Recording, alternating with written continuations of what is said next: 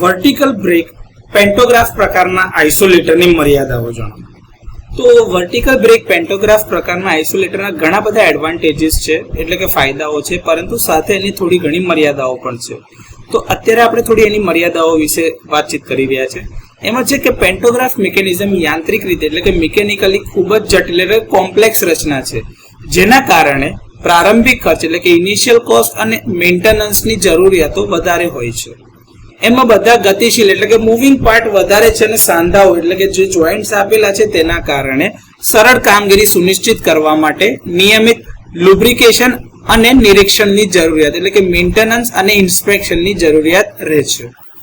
તેને સંચાલન કરતી વખતે એટલે કે તેને ઓપરેટ કરતી વખતે ખૂબ જ વધારે ઉપરની એટલે કે વર્ટિકલ ડિસ્ટન્સની જરૂરિયાત રહે છે, એટલે કે ઊભી જગ્યાની જરૂર પડે છે, જે તેને ઇન્ડોર ઇન્સ્ટોલેશન અથવા તો ઊંચાઈ પ્રતિબંધ ધરાવતા હોય તેવા વિસ્તારોમાં અવરોધ થઈ શકે છે, જેમ કે એરપોર્ટની નજીકમાં હોય એવી જગ્યાઓ કે જ્યાં આગળ તમારું હાઇટ રિસ્ટ્રિક્ટેડ હોય, તો ત્યાં આગળ તમે આ પ્રકારના આઇસોલેટર વાપરી શકો નહીં.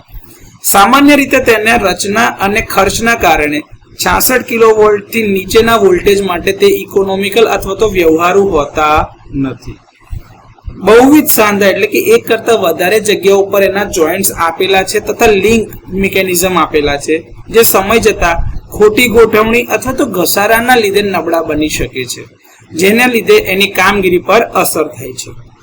આઇસોલેટરનું સ્ટ્રક્ચર સામાન્ય રીતે ખૂબ જ ભારે હોય છે, જેને મજબૂત પાયો અથવા તો સપોર્ટ સ્ટ્રક્ચરની જરૂરિયાત રહે છે. ખાસ કરીને જ્યારે મોટરાઇઝ્ડ ઓપરેશન હોય ત્યારે હોરિઝોન્ટલ બ્રેક અથવા તો સિંગલ બ્રેક આઇસોલેટર કરતાં ખૂબ જ ખર્ચાળ હોય છે. તો વર્ટિકલ બ્રેક પેન્ટોગ્રાફ પ્રકારના આઇસોલેટરની આ થોડી ઘણી મર્યાદાઓ છે.